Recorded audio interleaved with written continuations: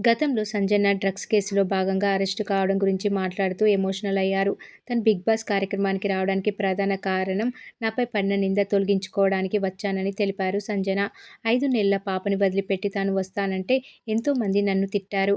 కానీ నా ఇద్దరు పిల్లలకు 13 మందిని ప్రొటెక్షన్ కోసం పెట్టి హౌస్‌లోకి వచ్చి నాపై పడిన నింద పోగొట్టుకోవాలని హౌస్‌లోకి వచ్చాను. దాదాపు 3 నెలలకు పైగా నేను 'బిగ్ బాస్' హౌస్‌లోనే ఉన్నాను.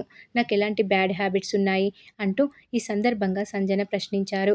డ్రగ్స్ కేసులో అరెస్ట్ కావడం గురించి మాట్లాడుతూ అది చాలా భయంకరమైన పరిస్థితి అని తెలిపారు. నేను బాగా నమ్మిన వాళ్ళే నా స్నేహితులే నన్ను ముంచేశారని, అప్పట్నుంచి మనుషులపై తనకు నమ్మకం లేకుండా పోయిందని సంజన తెలిపారు. తన కెరియర్ పరంగా ఉన్నత స్థాయిలో ఉండడం చూసి ఓర్వలేక కుట్ర చేసి మరీ నన్ను ఈ కేసులో ఇరికించారని సంజన తెలిపారు. చెయ్యని తప్పుకు తనపై నిందలు వేశారు. ఆ సమయంలో నేనెంత ఏడ్చానో నా దిండుకు మాత్రమే తెలుసు. ఆ సమయంలో నిద్ర పట్టేది కాదు. నేను ఏడ్చిన ఏడుపుకి నా కన్నీళ్లతో దిండ్లు మొత్తం తడిసేవని, నా కన్నీళ్లు నా దిండుకు మాత్రమే తెలుసు అంటూ ఎమోషనల్ అయ్యారు సంజన. ఇలాంటి పరిస్థితి శత్రువుకి కూడా రాకూడదు. నన్ను ఈ విషయంలో బలిపశువుని చేశారని, చావు అంచుల దాకా వెనక్కి వచ్చానని సంజన తెలిపారు.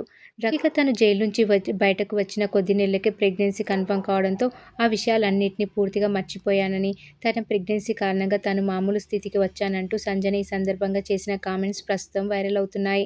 సంజన 2020వ సంవత్సరంలో డ్రగ్స్ కేసులో భాగంగా అరెస్ట్ అయ్యి కొన్ని నెలల పాటు జైల్లో ఉన్నారు.